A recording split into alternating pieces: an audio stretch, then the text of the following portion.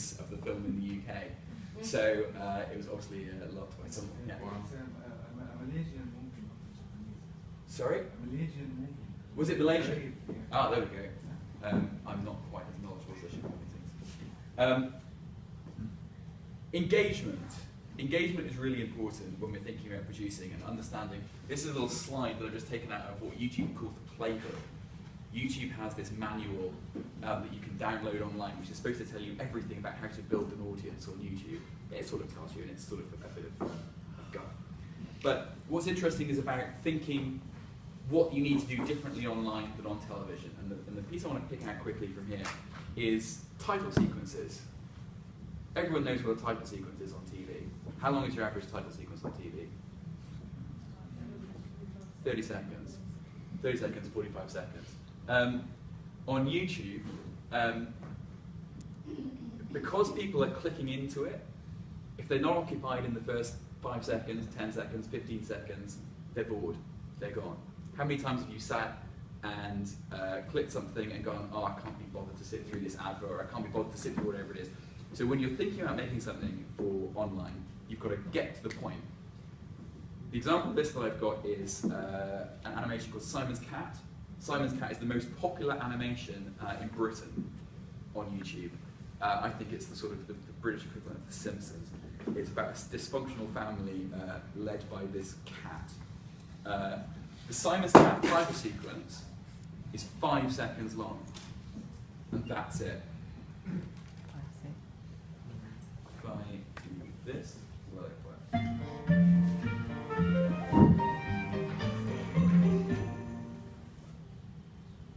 That's it.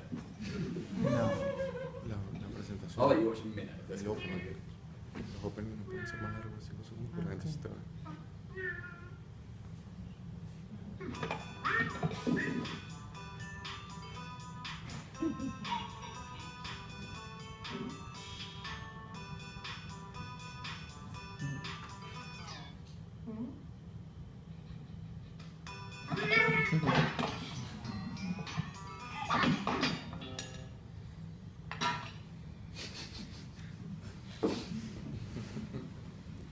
So quality, we talked about talent and social, quality, the last bit is scheduling. Scheduling for online seems like a weird thing to say because the whole point of online and the whole point of YouTube is that you can watch whatever you want, whenever you want it. But if you want to build a loyal audience, scheduling is really, really, really important because in the same way that you might not buy your favourite magazine the day that it comes out on the shelves, you know that the next time you go to the shops, it's going to be there. And scheduling something is really important to build up viewer loyalty, to build up the expectation that when a viewer comes onto your page, there's going to be something new to watch. And that will make them go to your page more often because they know there will be something to watch. So scheduling is really important. It also allows you to do interesting creative things like cliffhangers. It's really frustrating as an audience member if you end a video on a cliffhanger or a plot point when you don't know when the next one's going to be coming up, which sounds really obvious, but the number of people that I speak to who think about television and say, well, just put it out whenever it's done. No, you've got to think about scheduling and putting it out at a regular time. A quick example of that is we did a series of videos with BlackBerry, who sponsored the whole strand of programming, about taking some of the top talents that we work with in the UK and getting them to do sort of interesting new challenges around the world based on what they do. And what we were able to do was release one every single week. So we had one from Emma Blackberry on the September the 13th, from Sally on September the 20th, from Malam on September the 27th. And each one, because we knew they were coming out every week, and we had a production schedule and an upload schedule, and the audience knew they were coming out every week, what we were able to do was link the videos together by actually getting the hosts from one to talk to each other, to cross-promote from the one to the other so that the audience could follow the story all across YouTube, all across social media, and have an expectation of when it's going to happen.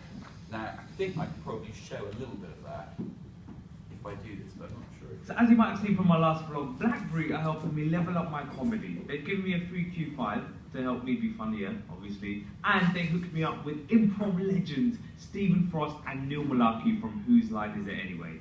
Those guys helped me prepare for my first ever improv gig. But before I could do that, this happened. So literally 2 hours ago, I got a call from my improv friends at the RH experience, and they said that one of their guys is... I want to try and show just the end of So it. as you might have seen from my last vlog, BlackBerry are helping me level up my Oh, I won't let me skip to the end. But at the end of it, he uses the BlackBerry to have a video call with the next presenter, and he's able to say, I'm looking forward to watching your next video, which is coming out on October the 5th. And so the ability to help the viewer navigate that journey is really important when it comes to scheduling. So as you might have seen from my... Thank you. When it comes to growing viewing, these things, as Malta pointed out, are the same things that you guys have been doing for forever, right? It's all about the same kind of principles of targeting an audience and cross-promoting.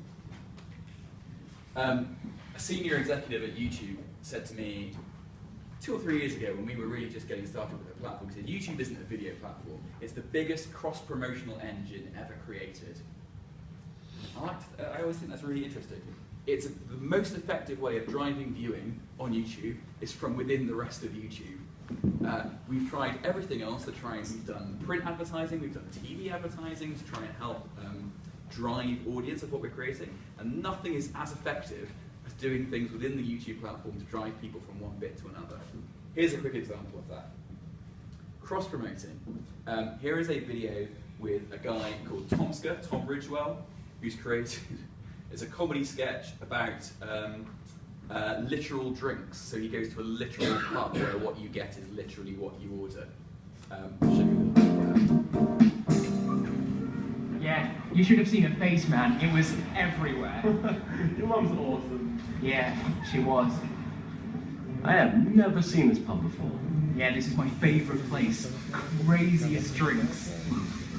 What do you mean by crazy? Are you calling me a liar, sir? Sorry, total overreaction. Yeah. No, the drink. It's called a total overreaction. Can I get an obscure reference? Cheers. I just had a pygmy stallion. My throat's a little hoarse. Oh, that's the reoccurring gag. I've had that before. Oh.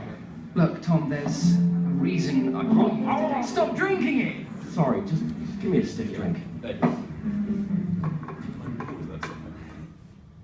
Yeah. So, there are 2 bits of cross-promotion going on here. The first is that, so Tom's the guy, the short-haired guy, he's got a friend called Chris. Chris is, along with Tom, a really popular creator, producer on YouTube. And the most obvious way of cross-promoting with somebody is to get them to come and star in what you're doing. It's guest starring roles, right? It's the every episode of Friends or Seinfeld where someone famous has come in and you've gone, oh, I'm going to watch this because it's got so-and-so in it. Cross-promoting works really well on YouTube because what you can do is get that other person, you leverage their social personality and profile as well. So, move on. So this is Tom in his video, Literal Drinks. His friend Chris, who's in it, is in, yay, I'm in another Tomska sketch, check it out. And Chris has got 250,000 followers on Twitter, and of that video, about half were referred from Chris's Twitter profile. So cross-promotion is really, really, really important. The other thing that's important for cross-promotion is this little bit here, which is down the side of every single YouTube video. There are a list of related videos. Do you know what I'm talking about? When you see the downside, it's all related. And YouTube likes to refer to it as the related video vortex, because once you keep clicking through it, you can't stop. You find one video after another, after another, after another. And so one of the most valuable things you can do on YouTube to build that audience is to make sure that your videos are the ones that are turning up in the related videos. And there are lots of tricks to doing that, but generally using the same keywords and the same set of sort of metadata tags are really important for making sure that your videos are the one that shows up. Stop it. The second thing that you can do are playlists. So playlists provide an answer to one of the pain points of creating great programming for YouTube, which is the fact that you have to click something new to watch every 3 minutes. You can't sit down, in general, on YouTube and just say, show me an hour. I want to watch YouTube for an hour. Show me something, in the same way that you can with television. So playlists allow you to put together groups of content and have a single link to allow a viewer to just sit back and watch one thing after another, after another, after another. And they're a great way of building multiple viewings. This is what they look like on a screen. You've got one video and a playlist down the side. It's very simple, but it's a surprisingly effective tool for generating more and more views. And of course, the more and more views, the more audience, and the more and more views, the more money you can make. The other mechanism that's really important that we always pay attention to is subscribers. How many people here subscribe to a YouTube channel? A few, okay, that's not bad. So the point of subscribing to a YouTube channel is that every time you go back to YouTube, you'll get a little notification that says, this channel that you like, it's got a new video. Something new has happened with it. And so building subscribers is a great way to make sure that when you release a new video, there are people coming back to watch it again. And sometimes if you have different email preferences, if you release a new video, your subscribers will be emailed with a link to that video. It's a great way to build an audience. So most people, a lot of television people often focus on view count as a really important metric for success, but actually subscribers, in our view, are the most important metric for success because they are the definitive engaged audience. They're the absolute metric of people who want to see your show so much they want you to tell them when it's out. How can you do subscribers? You can do them with calls to action. So asking viewers during a video to subscribe. It's really simple. I'm trying to work out if I can show this. I will be able to do it. Here is a great example of somebody doing a call to action to shout out to say, come and subscribe to my video. I want to show you this first because it's simultaneously, it's a great